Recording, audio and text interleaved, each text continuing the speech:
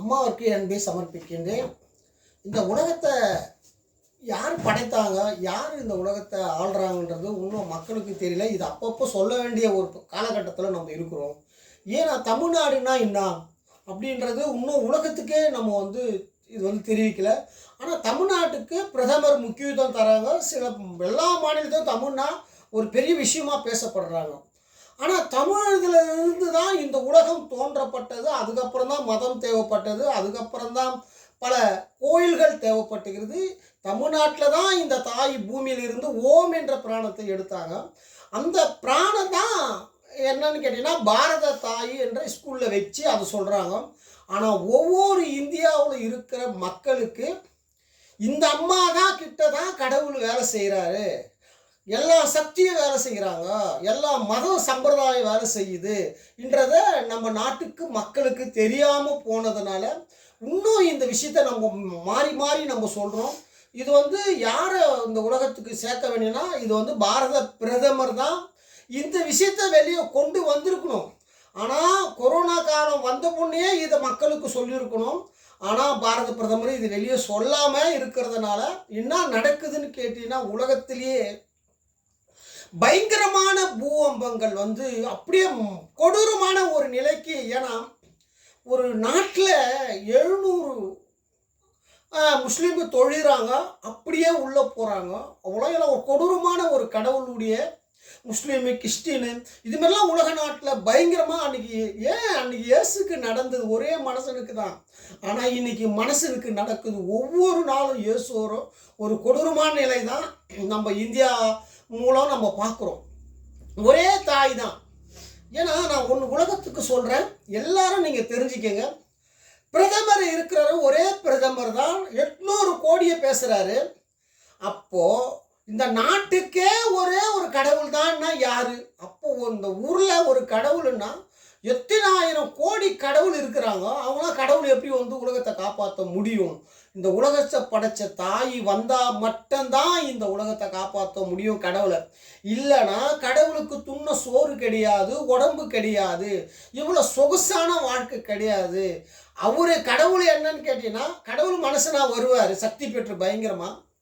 அவர் தப்பு பண்ண மாட்டார். ஆனால் மறைமுகமாக அவர் உல்லாசமாகவும் சந்தோஷமாகவும் மகிழ்ச்சியாகவும் வாழ்வார். அவர் யாராலையும் கண்டுபிடிக்க முடியாது. இதேமாரி தான் கடவுள் ராமர் காலத்துலேயும் இப்படி தான் கிருஷ்ணர் காலத்துலேயும் இப்படி தான் செத்து போனான் கடவுள். இன்றைக்கும் கடவுள் வந்திருக்கிறான். ஆனால் அவர் தப்பு பண்ணலை. எம்ஜிஆர் வாழ்ந்தார். எம்ஜிஆர் தப்பு பண்ணாரா? எம்ஜிஆர் என்ன தப்பு பண்ணாருன்னு யாராலையுமே சொல்ல முடியாது. ஆனால் கடவுள் சக்தி பெற்றவர். 3 கல்யாணம் பண்ணிக்கினார்.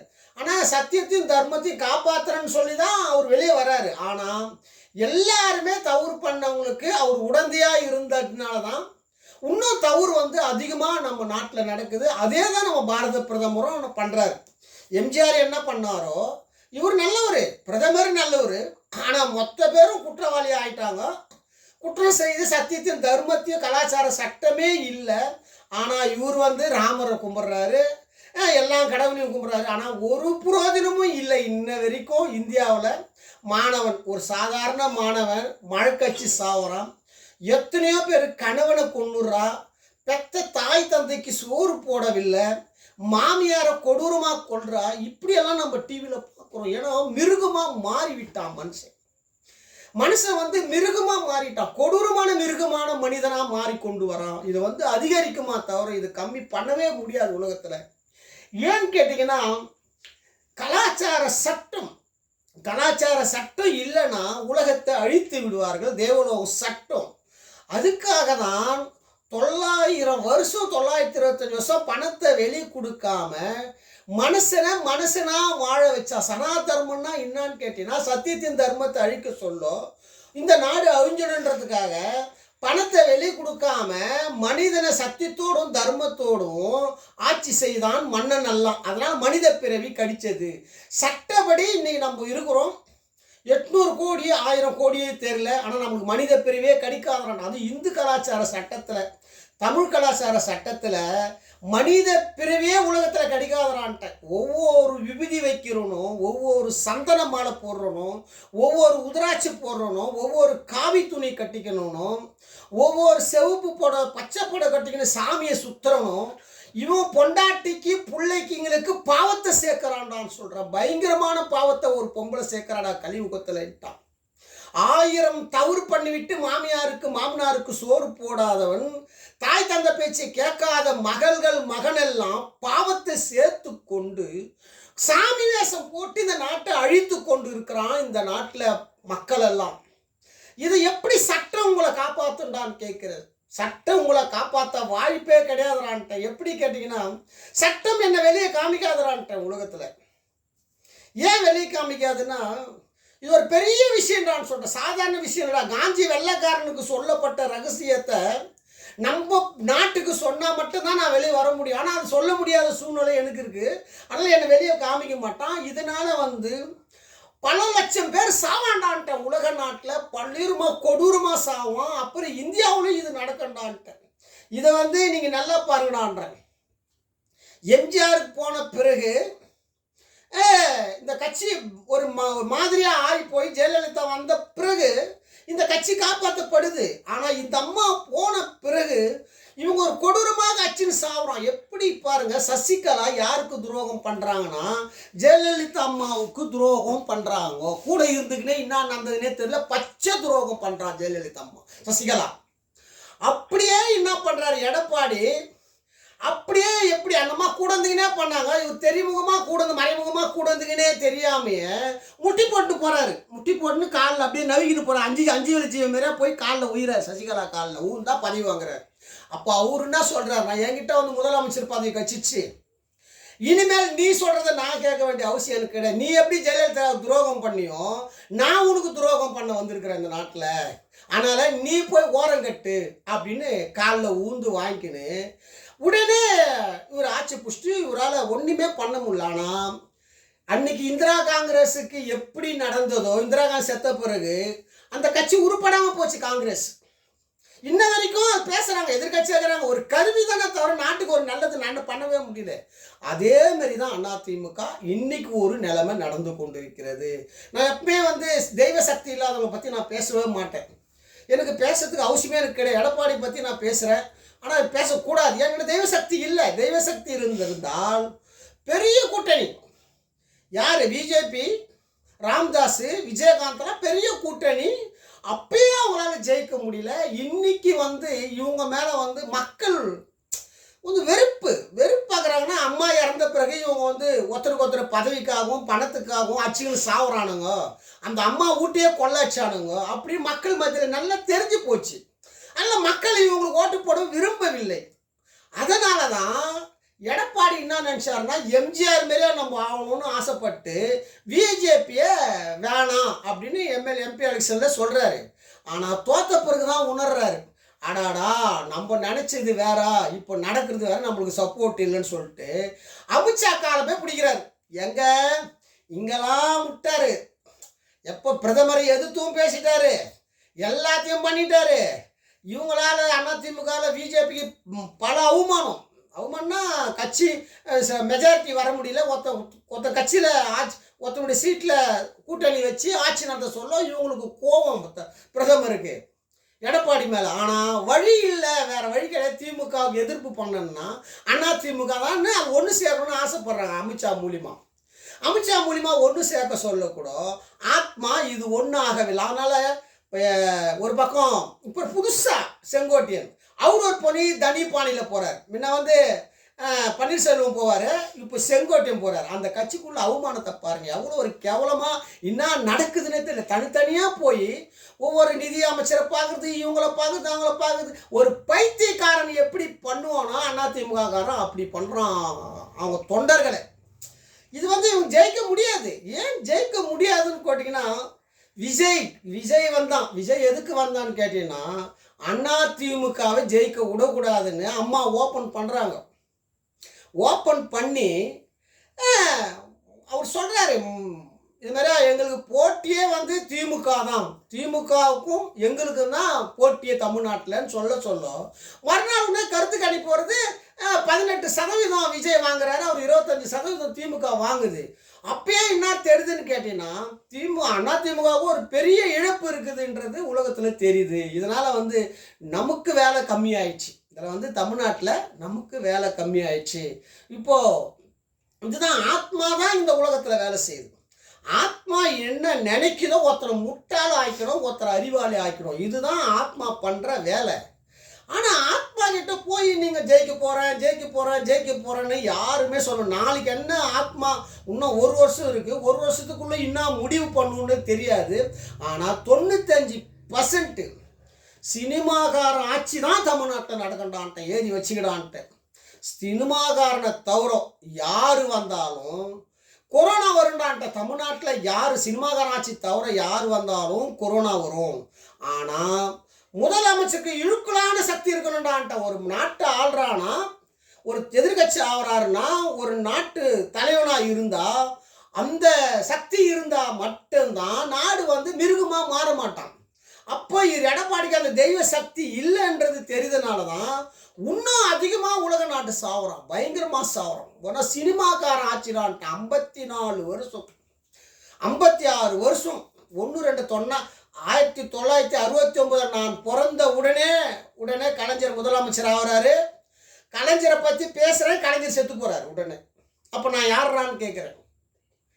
உன்னை படைச்ச கடவுள்றான்றேன், உங்களெல்லாம் படைச்ச கடவுள்ரா, தாயிடா. இந்த மண்ணிலே தோன்ற ஓம் என்ற பிராணத்தில் தோன்றப்பட்ட ஒரு தாய்க்கு நான் ஒரு மகன்டா. எங்களுடைய கலாச்சார சட்டம்னா என்ன தெரியுமாடான்னு கேட்குறேன். தமிழ் கலாச்சார சட்டம் அம்மா கொண்டு வந்து என்ன கேட்டால், நீதி தேவதை கருப்பு துணியை கட்டிடுவாங்க. நீதி தேவதை கட்டிட்டு உக்காந்துருப்பாங்க ஜட்ஜி பக்கத்துலேயே.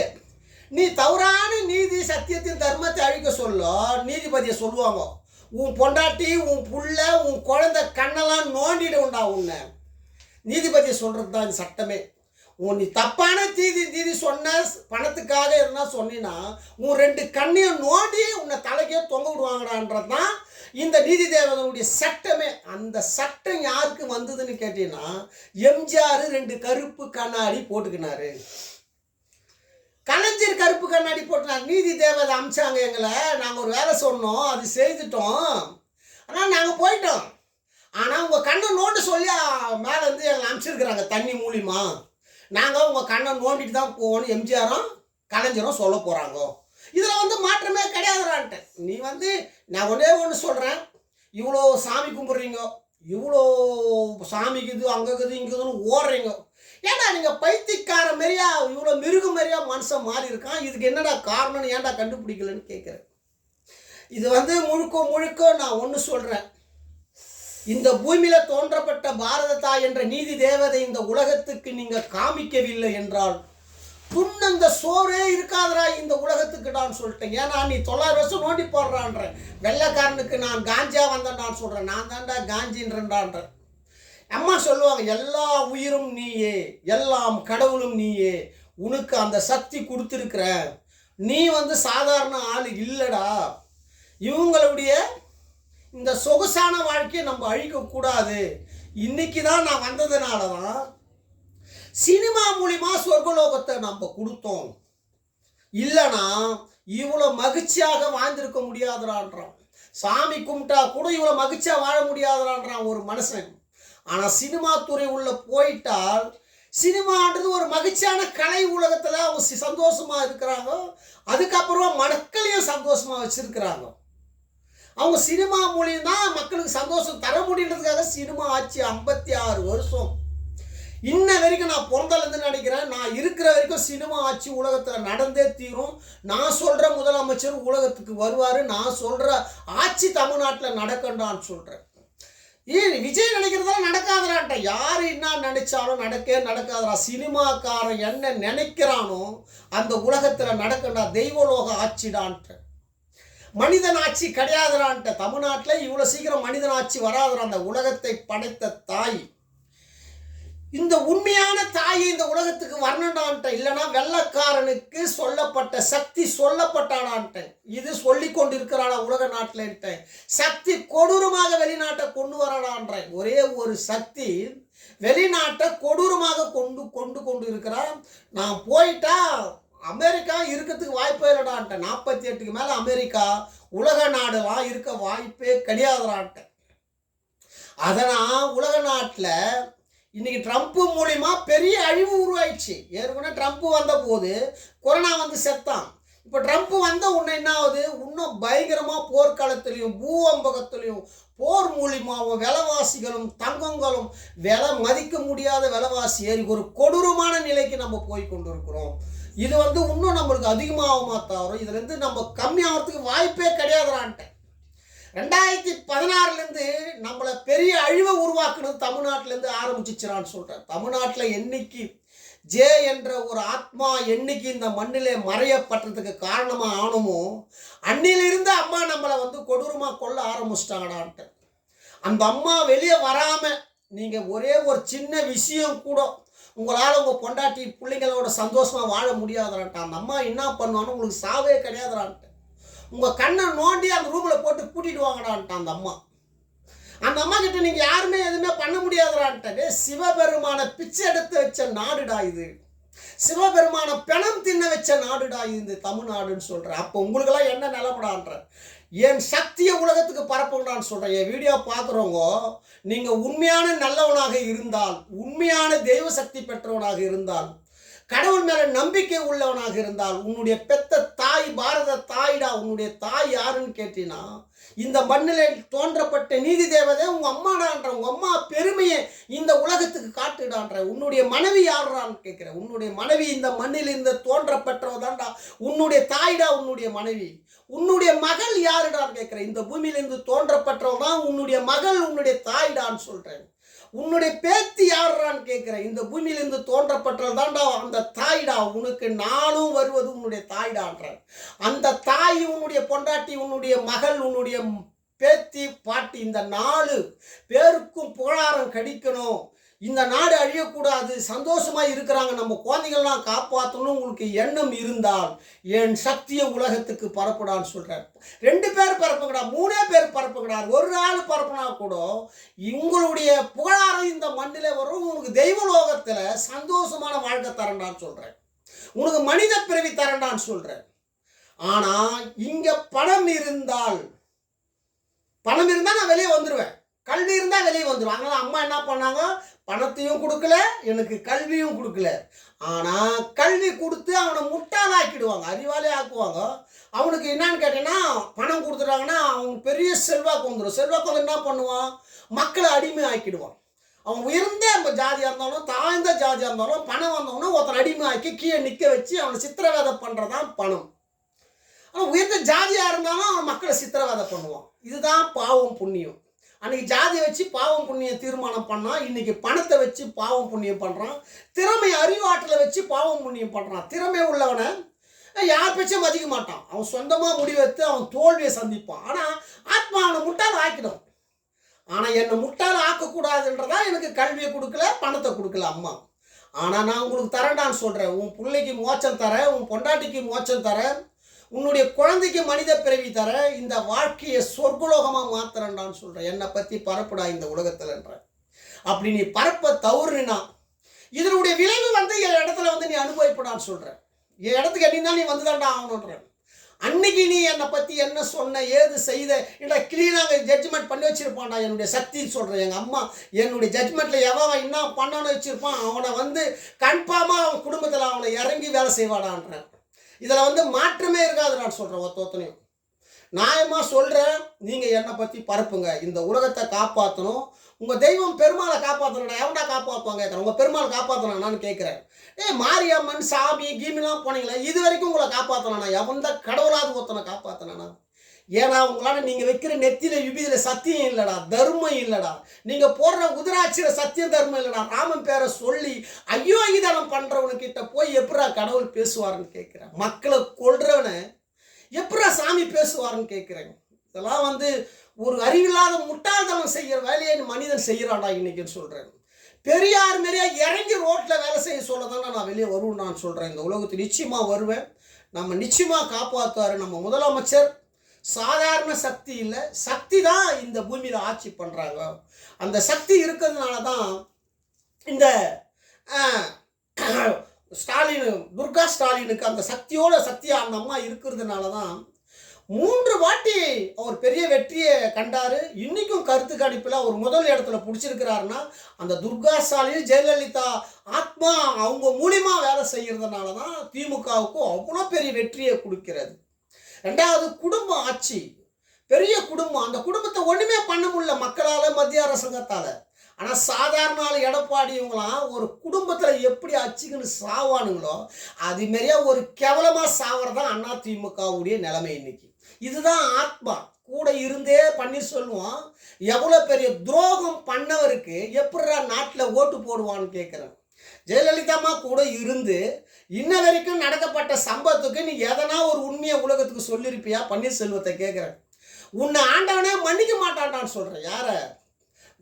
பன்னீர்செல்வத்தை உன்னை கும்பிட்ற ஆண்டவனே உன்னை மன்னிக்க மாட்டான். அதனால தான் அம்மா செத்த உடனே உன் பொண்டாட்டி ஆள் அட்ரஸே அம்மா கால் பண்ணிட்டாங்கடான்ட்டு, நீ அனாதையாக இருக்கணும்டான்னு சொல்லி. இதாண்டா விதிடா. உங்களை தப்பு பண்ணா ஒரு நீதி தேவதை ஒரு பெண்ணை கொன்னா மட்டும் பாவம்டான்னு சொல்கிறேன். ஒரு ஆணை கொன்னா கூட பாவம் நம்மளை அழிக்காது. ஆனால் ஒரு பெண்ணை கொன்னுட்டா அந்த உலகத்தையே அழிக்கக்கூடிய சக்திடா. சாதாரண கண்ணகி மதுரையை எரிக்கிறா, எந்த சட்டத்தில் இல்லாத அந்த மன்னனை அப்படியே மாறாச்சு சாவுறாங்க. அப்போ ஜெயலலிதா என்றவங்க எவ்வளோ பெரிய சக்தி பெற்றவங்க, மத்திய அரசாங்கத்தை நடுநடுங்க விடுறா. 2வது மொத்த பேரும் காலில் அப்படியே தொப்பு தொப்புன்னு உயிர்றான். சட்டத்தில் யாரும் பேச முடியல. ஒரு அரசியல்வாதி தவறு பண்ணால் மறுநாள் தீக்கி அவன் சஸ்பெண்ட் பண்ணி வெளியே அமைக்கிற ஒரு சக்தி பட்ச ஒரு பெண்ணு. ஆனால் இன்னைக்கு பண்ண முடியுதா பாடுறான்ற ஒரே ஒரு முதலமைச்சரால் தப்பு பண்ணுற எம்எல்ஏ எம்பி எடுக்க முடியுதா? அவனுக்கு ஒத்து உழைக்கிறாங்கடான்ற அந்த சட்டம் கடுமையான சட்டம் வரலடா இன்னும் உலகத்துக்குன்ட்டு. நமக்கு தப்பு பண்ணால் பயப்படுற அளவுக்கு இன்னும் நம்ம முதலமைச்சர் மாறலடா. மாறணும்டா. அப்போ தான் நம்ம நாட்டை காப்பாற்ற முடியும்டான்ற. நம்ம நாட்டை காப்பாற்றுற சக்தி யாருக்கு இருக்குன்னா நம்ம முதலமைச்சருக்கு பிரதமருக்கு இருக்கடான்னு சொல்கிறேன். தப்பு பண்ணுறதுக்கு அவங்களுக்கு உரிமை இருக்கடான்ட்ட. உலகத்தில் யாருக்கும் அந்த உரிமை கிடையாது. சட்டம் ஓட்டு போட்டு அவங்கள தேர்ந்தெடுக்குது. அப்போ அவங்க தாண்டா உலக நீதிபதிடா. கடவுளுக்கு உருவம் இல்லை. கடவுள் நேராக யார் மூலிமா வருவார்? முதலமைச்சர் மூலிமா, பிரதமர் மூலிமா, அவங்களுடைய பொண்டாட்டி மூலிமா சக்தி வரா. சக்தி உலகத்தை வழி நடத்துகிறாங்க. அதனால் நிச்சயமாக நம்ம ஒரு பெரிய மாற்றத்தை இந்த உலகத்துக்கு கொண்டு வரும். என் சக்தியை உலகத்துக்கு பறக்க மக்களால் நான், மக்களுக்காக நான். இன்றைய சட்டம் நாளைய மாற்றம். அம்மா சொன்னது என்ன சொன்னாங்க அம்மான்றதை சொல்கிறோம் மராட்டி. குஜராத்தில் சேர்ந்த மோடி சிறந்த நிர்வாகியா இல்லை தமிழ்நாட்டில் சேர்ந்த இந்த பெண்மணி சிறந்த நிர்வாகியா? நான் இறந்த பிறகும் உன்னிடம் போரிடப் போகிறேன் அப்படின்றது அம்மா முன்கூட்டியே சொன்னாங்க. மீண்டும் மக்களால் நான், மக்களுக்காக நான்.